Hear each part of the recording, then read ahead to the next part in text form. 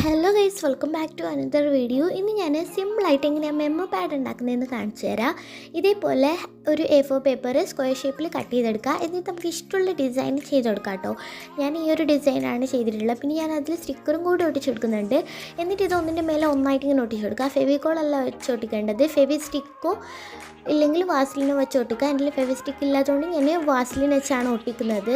അപ്പോൾ ഈ ഫെവി സ്റ്റിക്കോ വാസ്ലിനോ ഒട്ടിക്കുന്നത് എന്തിനാണെന്ന് വെച്ചാൽ പെട്ടെന്ന് ഡ്രൈ ആവാതിരിക്കാൻ വേണ്ടിയിട്ടാണ്. പിന്നെ ഒരു A4 പേപ്പർ എടുത്തിട്ട് നമുക്ക് ഇഷ്ടമുള്ള പോലെ ഡിസൈൻ ചെയ്തിട്ട് അതിൽ കുറച്ച് ഫെവിക്കോൾ അപ്ലൈ ചെയ്യാം.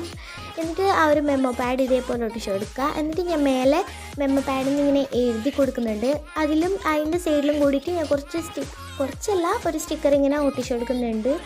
അപ്പോൾ ഇനി ഇത് ഇങ്ങനെ ഫീൽ ചെയ്തിട്ട് നമുക്ക് എവിടെ വേണമെങ്കിലും ഒട്ടിച്ചെടുക്കാം. അപ്പോൾ ഇത്രയേ ഉള്ളൂ. ഇഷ്ടപ്പെട്ടാൽ ലൈക്ക് ചെയ്യുക, ഷെയർ ചെയ്യുക, സബ്സ്ക്രൈബ് ചെയ്യുക. ബൈ.